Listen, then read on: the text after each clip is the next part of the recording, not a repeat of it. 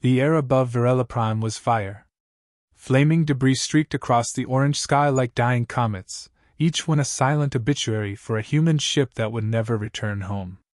The once proud banners of the Terran Dominion burned on the wind, tattered scraps snapping in the updrafts of falling ships. General Helena Cross stood on the command ridge of Bastion 4, her boots sunk in the dust and her armor streaked with ash. Her voice, calm and cold, cut through the chaos. "Pull the eastern flank behind the ridge. We hold until the last civilian transport is clear." The comm officer hesitated. "Ma'am, they're already breaching atmosphere." "Then make them bleed for every meter." The man swallowed hard and relayed her orders. Around her, the human defense lines trembled but held, skeletal towers firing molten arcs into the sky. Beyond the smoke, the enemy approached, sleek silver ships of the Vraxian Empire, sliding through the clouds in perfect, mathematical formation. To them, war was a calculation. To Helena, it was personal. She keyed a private channel. "Arden, Lyra, Cassian, status?" Her eldest son's voice answered first, steady but strained. "The pods are prepped. Lyra's securing the AI core." A younger, sharper tone followed. "They're breaking orbit faster than predicted, Mother." Lyra's voice carried her mother's discipline and her father's stubborn fire. "We'll need a distraction." Helena's jaw tightened. "You'll have it." Cassian, the youngest, couldn't resist adding his usual defiance. "Make it big. They called you the Iron Widow. Time to remind them why." Her lips twitched into the faintest smile. "That's the plan, soldier. Now go." The channel clicked off. She let the silence linger for half a second, breathing in the acrid tang of ozone and burning steel. Every instinct screamed to run to them, to shield them from what was coming. But a general's duty wasn't to survive, it was to buy time. A tremor rolled beneath her boots. The horizon turned white. The Vraxian dreadnought Omnic Crown entered atmosphere, its graviton cannons igniting the sky. The shockwave flattened the outer trenches and ripped apart everything within 2 kilometers. Helena didn't flinch. She raised her wrist console and input the final failsafe. "All command posts, this is General Cross. Fall back to secondary positions. Initiate scorch line protocol." "Ma'am, that will destroy." "I know what it destroys." "Do it." The ground cracked. A line of controlled detonations erupted across the valley, incinerating munitions, depots, and data cores before the enemy could seize them. The last human world in the Orion Arm would not fall intact. She turned as the sky above her shimmered. A Vraxian transport descended, sleek and mirror-bright, its anti-grav wash whipping her hair against her face. When the hatch opened, a figure stepped out, tall, robed in obsidian armor traced with living blue light. Lord Praetor Xylan. He regarded her as one might study an artifact from a forgotten war. "So this is humanity's great general," he said in a voice that was almost gentle. "You've cost me 8 divisions." "Then you brought too few," Helena replied. His lips curved faintly. "You still think this is a battle? It's a burial. I offer you the mercy of clarity." He reached toward her mind. The air trembled with psychic pressure, invisible claws scraping against her will. Pain flared behind her eyes, memories threatened to fracture, but she stood unmoving, meeting his gaze with cold defiance. "I've seen your kind break 1,000 species," she said, voice low. "But none of them were human." He studied her, curious rather than angered. "Why persist? You know the statistics. You are outnumbered, outgunned, outlived. Your rebellion ends today." She took a single step forward. "Maybe. But you'll remember the day it ended." Before he could respond, the fortress alarm howled. Helena activated the final command code on her wrist. Beneath their feet, buried charges armed with the last of humanity's fusion stockpile began to hum. "Evacuate," she ordered over comms. "Now." Xylan's eyes narrowed. "You would destroy your own command? I would deny you everything." He lunged, but too late. The ridge exploded, the shockwave flinging both of them into the air. The world became a blur of fire and static. When Helena regained consciousness, she was on her back amid wreckage, armor cracked, hearing drowned in ringing silence. A shadow loomed above her. Vraxian soldiers surrounded her, weapons leveled. Xylan limped forward, his armor scorched, eyes blazing with restrained fury. "Bind her," he ordered. "Alive." They dragged her through what remained of Bastion 4, past wounded soldiers who saluted even as they died. She forced herself to look at them, to remember every face. Each one a promise. At the landing pad, the transports hummed, ready to depart. She caught a glimpse of the sky. Beyond the smoke, 3 faint streaks of light arced away from the planet. Escape pods? Her children. Xylan noticed her glance and smiled thinly. "A mother's hope dies slow, I see. But your species will not follow. We will erase every trace." Helena spat blood and met his gaze. "You can erase records. Not memory. Not vengeance." He leaned close, his voice almost affectionate. "You will watch as we grind what's left of your kind into history's dust. Then, perhaps, you will tell me where they fled." She said nothing. Only the faintest flicker in her eyes betrayed relief. The pods were gone. That was all that mattered. The transport lifted off, carrying her toward orbit. Below, the surface of Varela Prime cracked apart under orbital bombardment. Her home, her command, her world gone. She stared through the viewport, unblinking, until the planet was a dying ember among the stars. In the reflection, Xylan's face appeared beside hers. "You fought well, General Cross. You almost made me believe the myths of humanity. Almost." Helena turned her head slightly, voice barely audible. "You should have killed me when you had the chance." He chuckled. "I intend to." Her gaze hardened. "No. You'll keep me alive, because you need to prove you've broken us. But remember this, you can't break what was born in fire." For the first time, the Praetor hesitated. There was something in her eyes, an unspoken promise, ancient and terrifying. The ship rose higher, vanishing into the black. Far below, 3 escape pods drifted through debris fields, their engines faintly pulsing against the void. Inside one, a boy watched the explosion fade, gripping a small metal emblem, the insignia of the Terran Dominion, scorched but unbroken. Arden whispered, "We'll come back for you, Mother." Beside him, Lyra's voice was steady. "No. We'll come back for all of them." And in that quiet vow, the legacy of humanity's defiance was sealed, not with triumph, but with promise. The galaxy believed the Iron Widow had fallen. But her war was only beginning. The Imperial parade on Vraxia Prime was a masterpiece of arrogance. Miles of glass towers glittered beneath twin suns, banners of 1,000 conquered worlds rippling in the heat. The citizens watched from suspended walkways as holograms of the Empire's victories played across the sky, every image a reminder that resistance was futile. Yet one face was missing from their display, General Helena Cross. They had erased her from the archives. But the universe had not forgotten. In the shadow of those towers, 3 figures watched the celebration unfold from an abandoned communications array. Each wore a plain cloak, but the weapons beneath it were anything but ordinary. Arden Cross adjusted his wrist link, cycling through encrypted frequencies. His dark hair had turned silver from radiation exposure years ago, but his eyes burned with the same cold precision that once defined his mother. "Signal's clean," he murmured. "They're broadcasting the anniversary from 12 planetary nodes. We take out 3, their entire propaganda grid collapses." Cassian grinned, reckless, restless, his armor humming faintly with living circuitry that crawled under his skin like veins of light.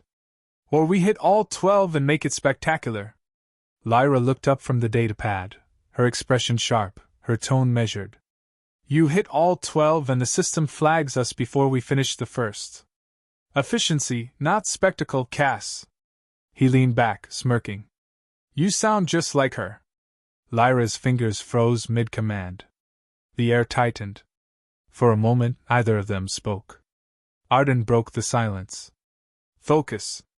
She gave us one order: survive long enough to finish what she started. We're not here for revenge yet. Lyra's voice softened but carried weight. Not yet. Outside, fireworks exploded in pale gold arcs. To the Empire, they symbolized victory. To the Cross siblings, they marked the anniversary of the day their world burned. The strike began at dawn.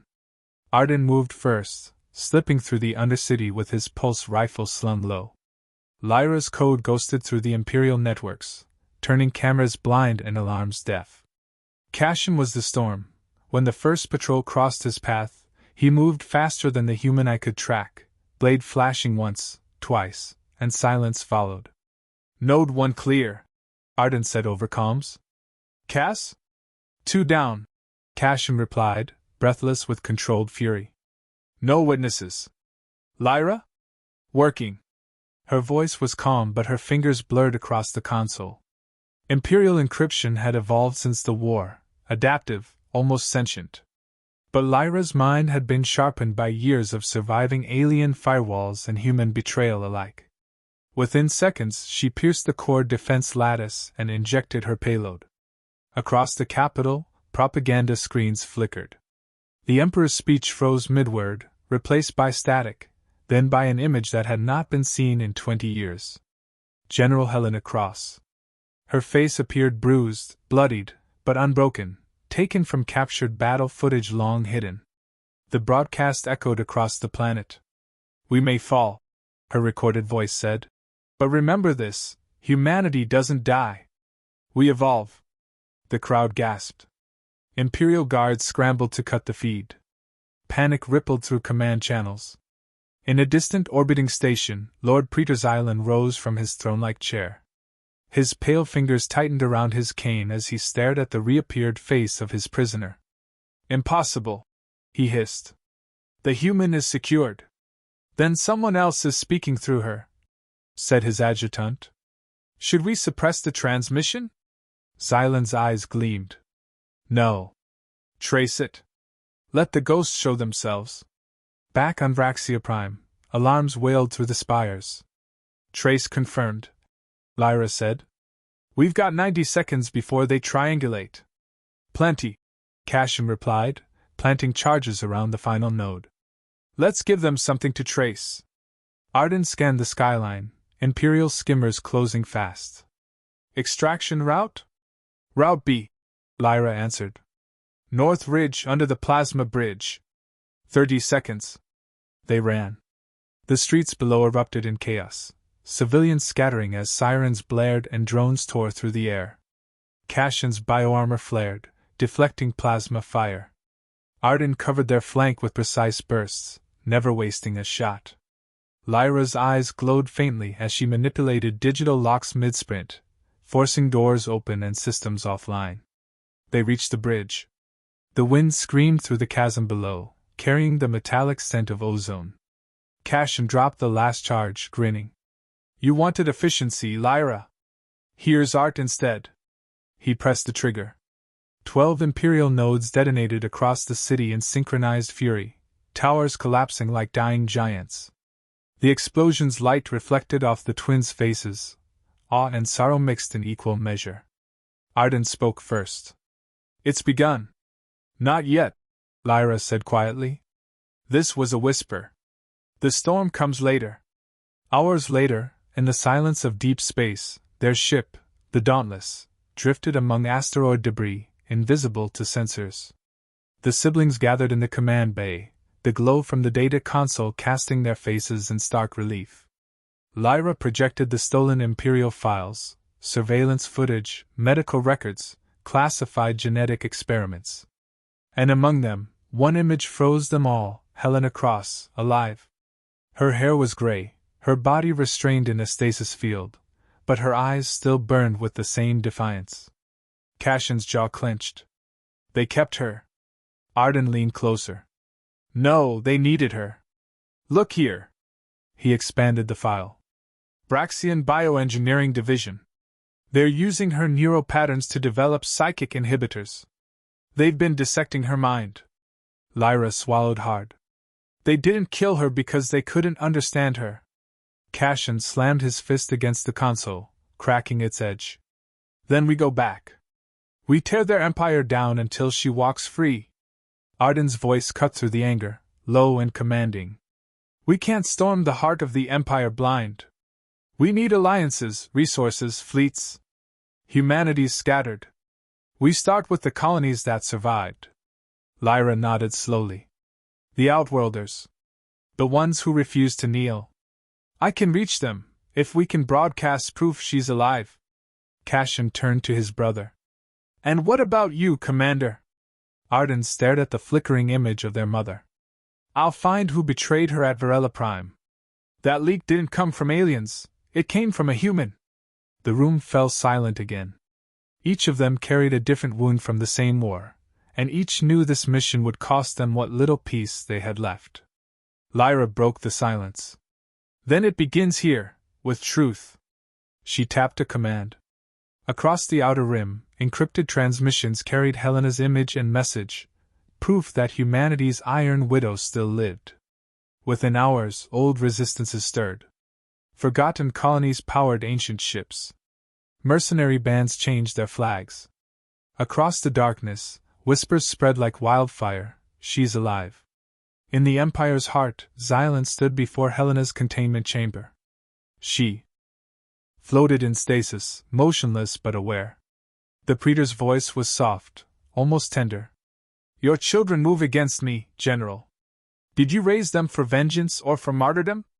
Helena's eyes fluttered open. Her voice was hoarse but steady. For neither. I raised them to finish what you were too afraid to understand. Xylan's expression darkened. You'll watch them die before you break. Her lips curved into a faint smile. You still think this is about me? He turned away, unsettled by the quiet certainty in her tone. As the chamber lights dimmed, Helena whispered to the void, a mother's promise carried across light years. Run, my children! Run until the stars remember who we are. Outside the prison walls, 3 ships ignited their engines in unison, vanishing into the dark, a new storm rising from the ashes of the old. The galaxy had slept long under the Empire's shadow. It was about to wake. The prison moon of Arinder circled the dead world, silent, gray, and forgotten. From orbit, it looked like a scar drifting through the void. Within its steel veins, General Helena Cross was still alive, her existence reduced to a heartbeat beneath layers of containment fields. The Empire thought her broken. She was waiting. Each day began with the same ritual, white light searing through her cell, sterile air humming through vents, the mechanical voice announcing. Subject 117, Cognitive Stability Test begins. They probed her mind with psychic instruments, seeking patterns, fear, compliance. But she gave them nothing. The Vraxians couldn't grasp that endurance wasn't submission, it was strategy. When the test ended, a figure always appeared behind the observation glass, Lord Praetor Xylan. His polished armor reflected her like a ghost trapped inside a mirror. You persist, he said. A fascinating defect. Does suffering comfort you? Helena met his gaze, voice low but steady. You mistake endurance for comfort. That's why you'll lose. He tilted his head slightly. Lose? Humanity is ash scattered across the stars. Then be careful where you walk, she replied. The faintest flicker crossed his face, annoyance, curiosity, something in between. I've studied your children, he said. The eldest commands scavengers. The girl, a ghost in our networks. And the youngest, unstable, violent. I wonder which part of you they inherited. She didn't blink. The part that survives. Xylan smiled faintly and left her alone. The walls dimmed. But she no longer saw the steel, only the light memory of her children's faces before Varela burned. She could feel them moving through the void, like echoes against her mind. And for the first time in years she allowed herself to hope. Light years away, aboard the Dauntless, Lyra Cross stood suspended in a halo of holographic data. Her eyes glowed faintly from Neuralink contact, streams of alien code reflecting across her pupils. Arden leaned against the bulkhead, arms crossed, watching her work with the same focus he once reserved for battlefield maneuvers. You've been at it for 12 hours, he said. Lyra didn't look up. Braxian encryption grows. It's evolving. I need to evolve faster. Even you have limits. Not when she's alive. Arden stepped closer. We have no coordinates, no confirmed sector. All we have is rumor. Lyra's voice dropped to a whisper. Rumor starts revolutions. The ship trembled as Cassian entered, his boots heavy against the deck. He dropped a crate of scavenged weapons and collapsed into a seat. His eyes still carried that restless fire, the kind that made every silence feel like the moment before an explosion. Colonies are listening, he said. Outworlders, exiled fleets, even the Drask mercenaries. They've seen the broadcast. They're ready to move. Arden nodded. We'll need them. But before we fight, we find her. Lyra, any lead on Arinder? Lyra's fingers froze. You just said it. What? Arinder. It's been scrubbed from the star maps, but fragments remain in old Dominion archives, listed as a decommissioned mining moon. If the Empire wanted to hide a prison, that's where they'd do it. Cassian stood immediately. Then we hit it. Arden raised a hand. No. Not yet. If we charge in blind, we lose her. We need intel. Lyra nodded. Then I'll go. Arden turned sharply. No. She met his stare. You can't infiltrate their systems. I can. They won't see me coming. Cassian laughed darkly. They'll see the fire when you're done. Lyra ignored him and started toward the console. Give me 12 hours. I'll ghost into their network and find where they're keeping her. Arden hesitated but finally said, Fine. But we monitor your vitals. If you go dark, we pull you out. Deal. She slid into the neural interface pod. Cold cables connected to her spine as the lights dimmed. Within seconds, her consciousness surged into the digital ocean, an endless void of shifting codes and pulsing energy. Inside the Empire's network, Lyra moved like a shadow among gods. Data streams roared around her, entire star systems compressed into lines of living code. She bypassed the first layer easily, mimicking Vraxian's signal signatures. The second layer resisted. Adaptive AI tendrils tried to isolate her pattern. She sliced through them with precision, leaving only silence behind. Her breath quickened inside the pod as her pulse synced with the flow. I'm in, she whispered. Arden's voice crackled through the link. Keep it quiet. Quiet's my specialty. Then she found it, a faint, hidden file buried in military archives labeled Subject 117, Neurofragmentation Study. The encryption was unlike anything she'd seen, recursive, almost alive. As she decrypted the first layer, a voice echoed through the network. Cold, distorted, familiar. You shouldn't be here, child. Lyra froze. Who? The digital space twisted. A figure formed from light, a silhouette of a woman's face. Her mother's. Mother? The projection flickered. They used my mind as a conduit. They'll trace you through me. Lyra's throat tightened. Then I'll break you out. No, Helena's voice said, calm but urgent. You'll run. You'll gather allies. You'll make them afraid again. Lyra shook her head. We can't leave you. Listen to me, Lyra. The Empire doesn't fear weapons. It fears memory. Keep humanity alive through that. Her mother's image glitched, the signal collapsing as alarms flared across the digital void. Trace detected! Arden's voice roared through the comms. Pull her out now! Lyra's body jerked inside the pod. She gasped as the link severed, sparks bursting from the console. Cassian ripped open the hatch, pulling her free. She coughed hard, skin pale, veins faintly glowing from overload. She's alive, she whispered. And she spoke to me. Arden steadied her shoulders. What did she say? That they'll trace us through her mind. They're using her memories as a trap. Cassian's jaw tightened. Then we destroy their trap. Arden's voice hardened. No. We use it. If they're listening, we make them hear what they fear most, that humanity isn't done. He looked out the viewport, where the stars stretched like scars across the void. Prepare a broadcast. If they want to trace us, they'll find the whole galaxy watching. On Arinder, Xylan stood before Helena's stasis chamber, reviewing the psychic pulse feedback. Her neural patterns had spiked during the incursion. Someone reached her. His aide reported. Her daughter, Xylan said softly. I felt it. The resonance was extraordinary. Shall we strengthen containment? No. Let them connect again. I want to see what humans do when hope is within reach. He turned to the viewport, watching the stars flicker. They think they're awakening an old flame. They have no idea they're feeding a storm. Back aboard the Dauntless, Lyra rested while the brothers worked. Cassian calibrated weapons, his movements precise and deliberate. Every strike against metal a release of rage he could no longer suppress. Arden coordinated the Allied fleets gathering at the edge of Imperial space. In the quiet between tasks, Lyra stared at the stars and whispered to herself. You told me to run, Mother. But I think it's time we stopped running. Outside the ship, new signals flared, fleets emerging from dark space, bearing banners that hadn't flown in centuries. The Empire would soon learn that humanity's extinction had been exaggerated. The ghosts of Varela Prime were coming home. The transmission began as a whisper through the void, a flicker of static across Imperial channels, dismissed at first as interference.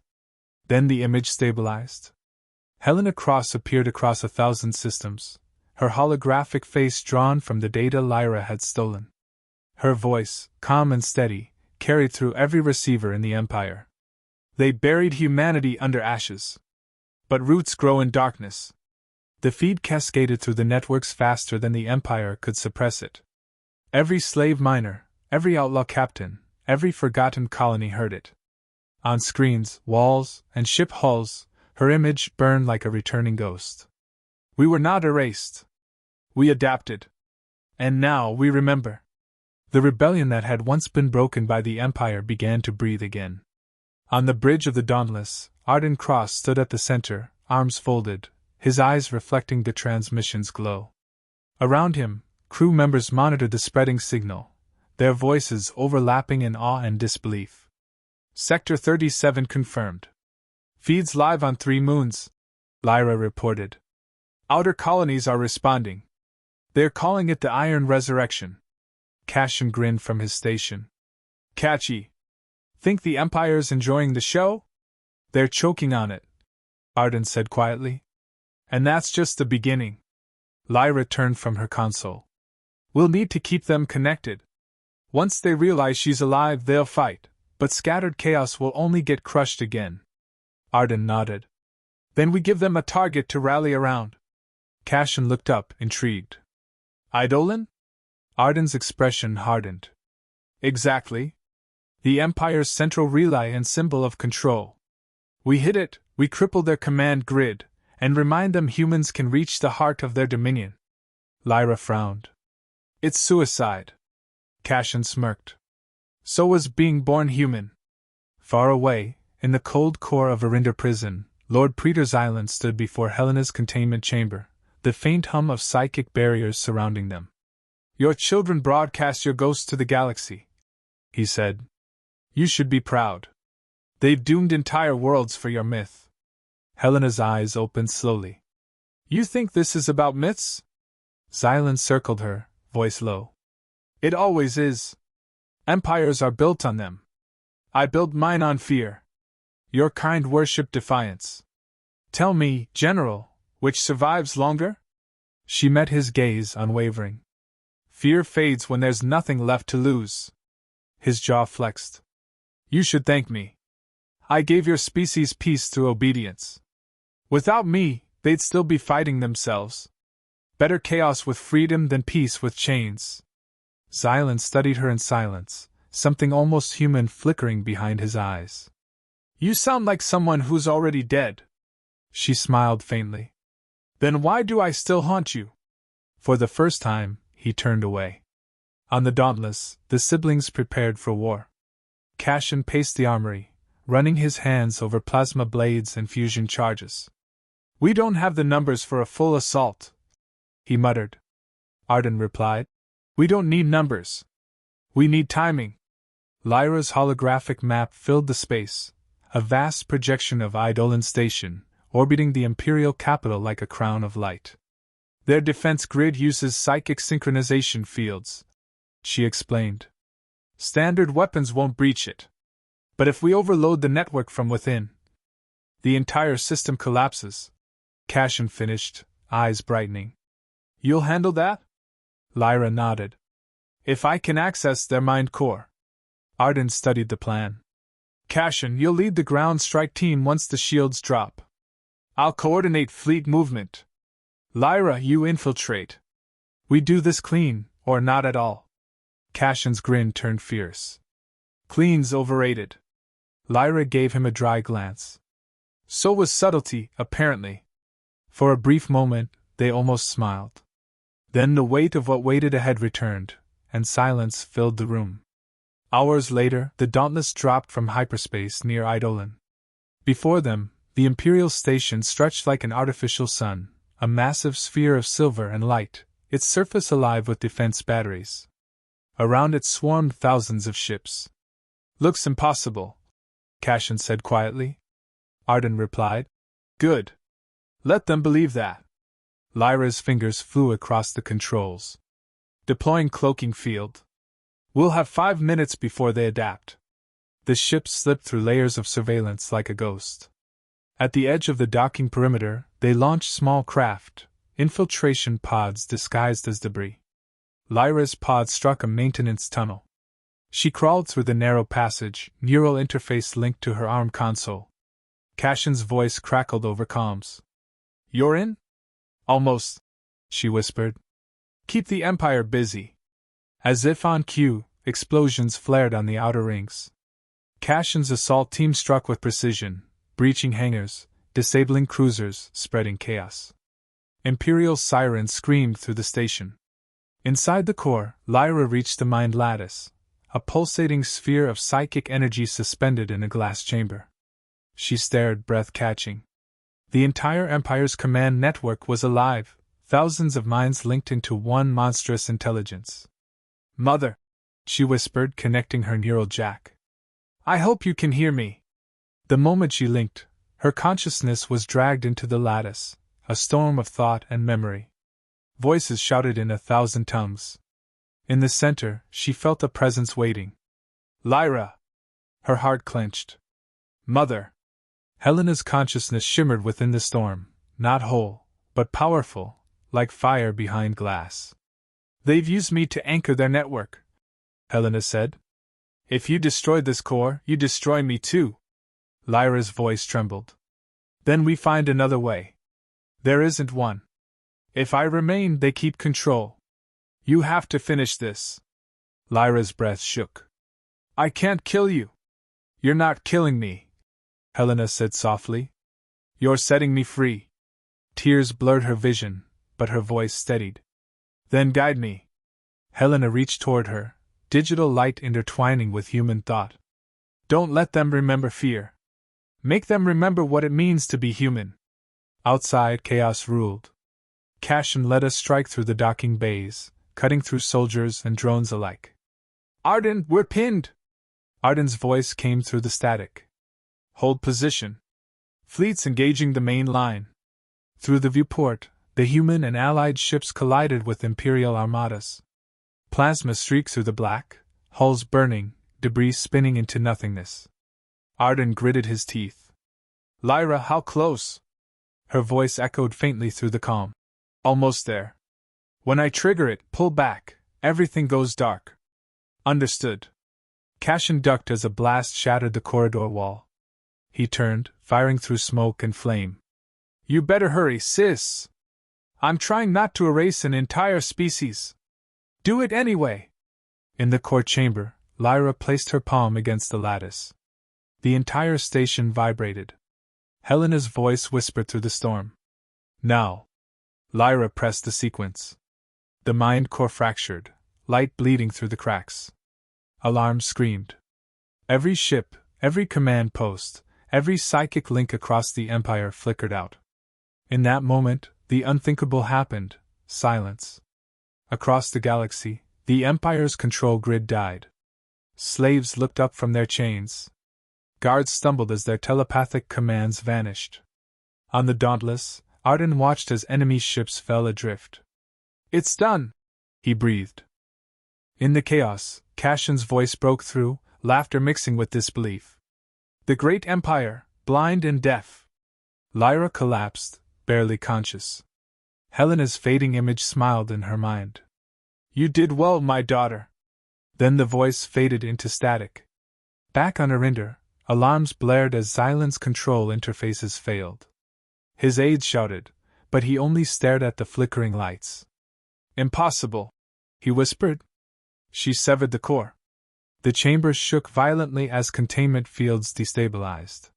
For a brief instant, Helena's body shimmered, light erupting from every scar. When the explosion consumed the prison moon, her final words echoed through the network one last time. "Remember us."